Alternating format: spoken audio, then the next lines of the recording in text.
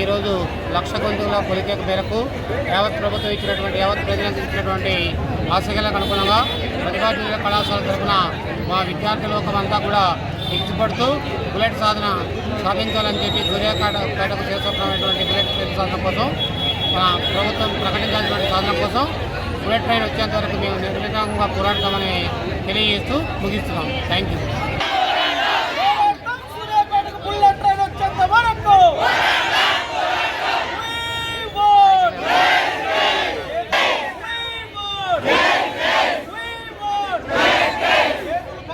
కాలంగా ఈరోజు ఇక్కడ ఉన్నటువంటి ప్రజలందరూ కూడా చిరకాల స్వప్నంగా ఉన్నది, ఆకాంక్షించినటువంటి పరిస్థితి ఉన్నది. ఎన్నో సందర్భాల్లో ఈరోజు ఎన్నికలు జరుగుతున్నటువంటి సందర్భాల్లో రైలు మార్గం ఉంటుందని చెప్పేసి ఉన్నటువంటి పార్టీలు కూడా హామీలు ఇచ్చినటువంటి పరిస్థితి ఉన్నది. కానీ ఈరోజు దేవుడు వరం ఇచ్చినా కూడా పూజారి వరం ఇవ్వలేనంత చందంగా ఈరోజు బుల్లెట్ ట్రైన్ అలైన్మెంట్ జరిగినప్పటికీ కూడా దాన్ని మార్చి రాత్రికే మార్చి ఈరోజు అలైన్మెంట్ని తీసేసినటువంటి పరిస్థితి కూడా మనకు స్పష్టంగా కనిపిస్తూ ఉన్నది. ఇది ఇక్కడ ఉన్నటువంటి ప్రజల యొక్క చిరకాల స్వప్నం.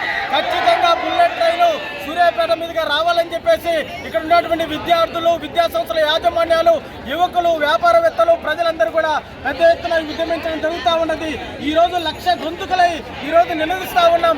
కేంద్ర రాష్ట్ర ప్రభుత్వాలు కూడా స్పందించాలి.